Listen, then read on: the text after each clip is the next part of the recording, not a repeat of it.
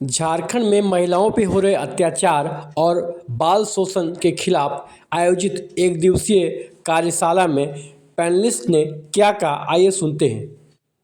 जो सर्वेक्षण रिपोर्ट आया है जो कार्यक्रम करा है उसमें झारखंड में सबसे ज़्यादा महिलाओं और बच्चों पर अत्याचार होते हैं और जो अत्याचार होते हैं उसमें सबसे झारखंड 4 स्टेटों में पहले नंबर पे आता है।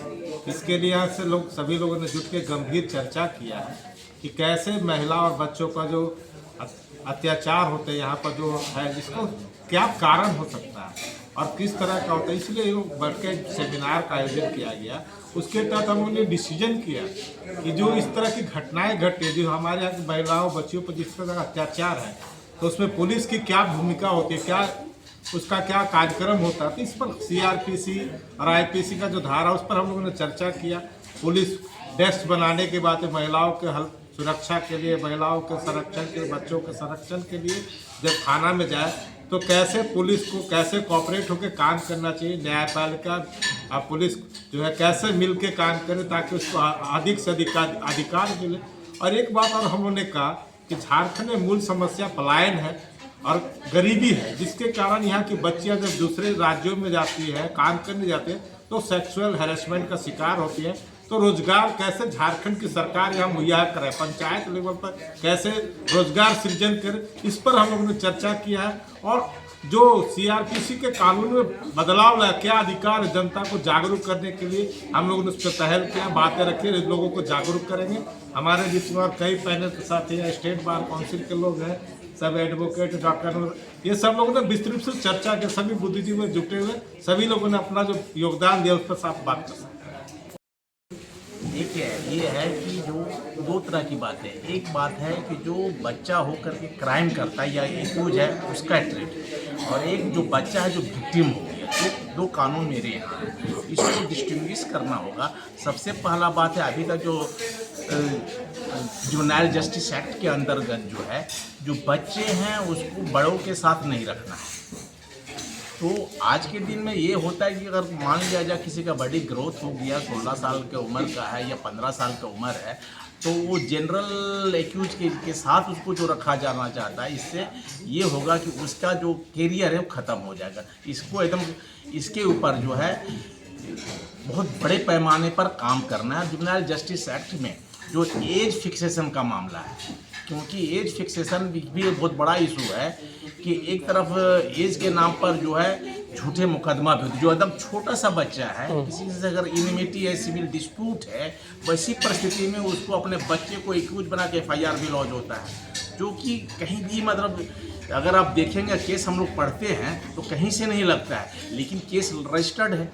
तो abuse of process of law को चेक एंड बैलेंस करने की ज़रूरत है, और इसके लिए जो सोशल एक्टिविस्ट हैं जो इस लाइन जुडिशियल लाइन पर काम कर रहे हैं, हमें यह चीज़ को प्रण लेना होगा कि जो कोई भी निर्दोष बच्चा को एक्यूज नहीं बनाया जाए।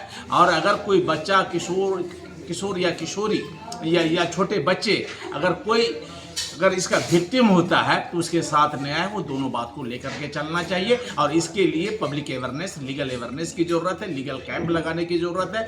साथ ही साथ इसका जो मोडालिटी है ये समझाने की ज़रूरत है। जब आपके यहाँ ये मामला हो तो हमने कहा अपने अभिभाषण में कि मूट कोर्ट की तरह इसको एक हम लोग को सीन क्रिएट करके समझाना चाहिए।